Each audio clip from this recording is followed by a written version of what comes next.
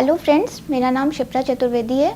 मेरा चयन UP PCS 2019 में असिस्टेंट लेबर कमिश्नर की पोस्ट पे हुआ है, जो मेरी सेकंड प्रेफरेंस थी। और आज मैं डीकेटी के माध्यम से आप लोगों से अपनी स्ट्रेटजी शेयर करूंगी। और शुरू करते हैं, क्योंकि ये परीक्षा 3 चरणों की होती है, प्री, मेंस और इंटरव्यू। अभी हम आपसे प्री के बारे में बात करते हैं। तो क्योंकि ये शुरुआती चरण है, प्री के लिए हमें 2 पेपर देने होते हैं, एक जीएस का पेपर और एक सीसैट का पेपर। तो जीएस के पेपर के लिए हम जैसे हिस्ट्री है, ज्योग्राफी है और पॉलिटी है, तो हमें स्टैटिक रूप से उसकी बुक्स तो पता ही होती हैं। जैसे कि हम लक्ष्मीकांत पढ़ते हैं पॉलिटी के लिए। हिस्ट्री के लिए हम एंशियंट और मेडिवल की बात करें तो हम एनसीईआरटी को प्रेफर करते हैं। और अगर मॉडर्न की बात करें तो स्पेक्ट्रम को हमें कई बार पढ़ना होता है। पर सबसे ज़्यादा ज़रूरी होता है प्री के लिए हमें ऑब्जेक्टिव क्वेश्चन सॉल्व करना, क्योंकि इसमें हमें अब 2018 से हमने नेगेटिव मार्किंग भी शुरू हो गई है। तो हम जितना ज़्यादा प्रैक्टिस करते हैं, हम एग्ज़ाम में उतना अच्छा परफॉर्म कर पाते हैं। तो प्री के लिए हमें सबसे ज़्यादा ज़रूरी होता है कि हम हर दिन एक पेपर सॉल्व करें। किसी भी टेस्ट कोचिंग की आप टेस्ट सीरीज़ ले सकते हैं, जैसे विज़न आईएएस की ले सकते हैं, इनसाइट्स की ले सकते हैं, और आप उस टेस्ट सीरीज़ को कई बार रिवाइज़ करिए। आप देखिए कि आपकी गलतियां कहाँ पे हो रही हैं, आप खुद में कहाँ सुधार कर सकते हैं। और जैसे घटना चक्र की बात है, तो घटना चक्र हमारी यूपी पीसीएस प्री के लिए संजीवनी की तरह काम करती है। और घटना चक्र का पूर्वावलोकन जो है वो सारे सब्जेक्ट का मार्केट में अवेलेबल है। हमें कोशिश करनी चाहिए कि हम उसे 2 से 3 बार पूर्णतया पढ़ जाएं, उसको रिवाइज़ कर जाएं। उसमें जहाँ जहाँ हमसे जो क्वेश्चन गलत होते हैं, हम उसकी एक शॉर्ट नोट्स बना लें और हम उसको मल्टीपल टाइम्स रिवाइज़ करते जाएं, देखते जाएं। और अगर करंट अफेयर्स की बात करें तो घटना चक्र की मंथली मैगज़ीन और विज़न की मैगज़ीन अगर हम कर सकते हैं, उसके साथ हमें न्यूज़पेपर को प्रेफर करना चाहिए। और जो लास्ट टाइम पे एग्ज़ाम के 1 महीने पहले या 15 दिन पहले दृष्टि आती है करंट अफेयर्स की, उसे हमें पूर्णतया पढ़ के जाना चाहिए। आर्थिकी और यूपी घटना चक्र की पढ़ के हमें अपनी एग्ज़ाम में जाना चाहिए, जिससे हम बेहतर परफॉर्म कर पाएंगे। और हमें अगर प्री में कोई भी डाउट होता है एग्ज़ाम में, तो हमें वहाँ कूल रहना होता है। और उसके बाद अगर हमें कहीं भी लगता है कि कोई क्वेश्चन, पहले हमें 4 ऑप्शन होते हैं, तो हमें कई सारे क्वेश्चन ऐसे होते हैं जो हम पहली नज़र में कर जाते हैं, तो सबसे पहले हमें वो अटेम्प्ट करने चाहिए। उसके बाद हमें देखना चाहिए जिसमें हमें 2 जगह भी कन्फ्यूज़न हो रहा है, हमें उन क्वेश्चन को भी अटेम्प्ट करना चाहिए। और इस तरीके से हमें लगातार प्रैक्टिस के बल पे ही प्री को निकाला जा सकता है। और इसमें सबसे ज़रूरी होता है आपका आत्मविश्वास, क्योंकि ये परीक्षा एक लंबा समय लेती है। तो हमें इसमें हमेशा आत्मविश्वास बनाए रखना चाहिए और सकारात्मक रहना चाहिए। और पढ़ाई के साथ ही और भी कई एक्टिविटीज़, जो भी आपका मन करता है आप वो कर सकते हैं, जिससे आप हमेशा सकारात्मक रहें और परीक्षा में बेहतर कर पाएँ। प्री के लिए अगर बुक लिस्ट की बात करें तो जैसे हिस्ट्री के लिए आप 6 to 12 एनसीईआरटी पढ़िए। उसके बाद आप मतलब एंशियंट और मेडिवल में तो आप अगर आप हिंदी माध्यम से हैं तो आप एनसीईआरटी पढ़ के साथ में अगर आप घटना चक्र का पूर्वावलोकन पूरा सॉल्व कर लेते हैं तो आपके लिए बेहतर होगा, आप परीक्षा में अच्छा कर जाएंगे। मॉडर्न के लिए मैंने स्पेक्ट्रम पढ़ी थी।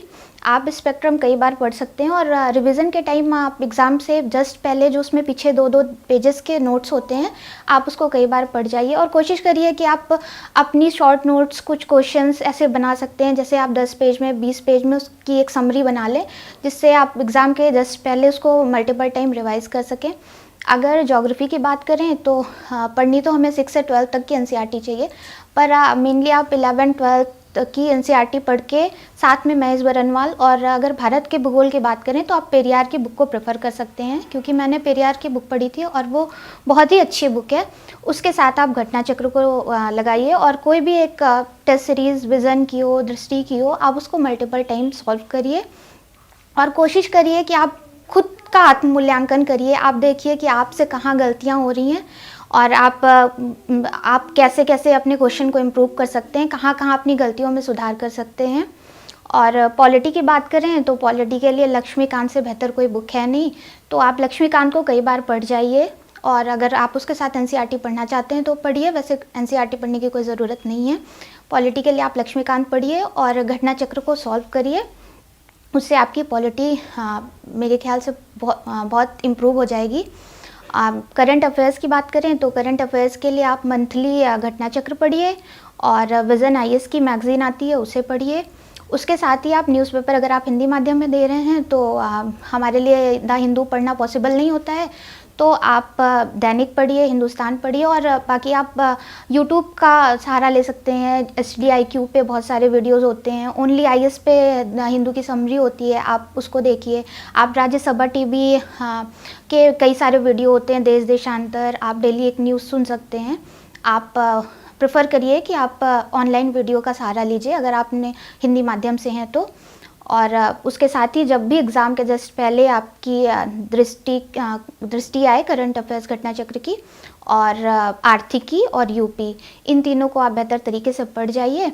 और इकोनॉमिक्स के लिए तो मैंने NCERT पढ़ी थी, रमेश सिंह भी आप प्रेफर कर सकते हैं, पढ़ सकते हैं। और बाकी इकोनॉमिक्स के लिए मेनली करंट अफेयर्स पे डिपेंड होता है पेपर, उसके साथ आप यूपी पढ़ जाइए और इतने से आपका प्री बेहतर हो जाएगा। बस आप मतलब मल्टीपल टाइम एक्सरसाइज लगाते जाइए और देखते जाइए कि आपसे गलतियां कहाँ हो रही हैं। और प्री के लिए आप साइंस टेक और एनवायरनमेंट के लिए आप जैसे मैंने शंकर आईएएस पढ़ी थी, आप दृष्टि आईएएस की भी पर्यावरण एवं पारिस्थितिकी पढ़ सकते हैं। उसके साथ ही आप लूसेंट को प्रेफर कर सकते हैं साइंस टेक के लिए। और एनवायरनमेंट के लिए भी आप वानी की बुक पढ़ सकते हैं। और क्योंकि ये एक ऐसा पोर्शन होता है जिसको हम इजीली पढ़ के एग्ज़ाम में बहुत अच्छा कर सकते हैं, क्योंकि 25 to 30 क्वेश्चन साइंस टेक और एनवायरनमेंट के होते हैं, तो आप उसको इजीली कर सकते हैं, जो आपके लिए बहुत इम्पोर्टेंट होता है। ये हमारी प्री की स्ट्रेटजी थी। मैं आशा करती हूँ कि आप लोग भी इसको फॉलो करके प्री में सफल होकर मेंस को अच्छे से देके अंतिम रूप से सफलता प्राप्त करेंगे। थैंक यू डीकेटी के प्लेटफॉर्म को कि उस प्लेटफॉर्म के ज़रिए मैं आप लोगों को ये सब शेयर कर पा रही हूँ।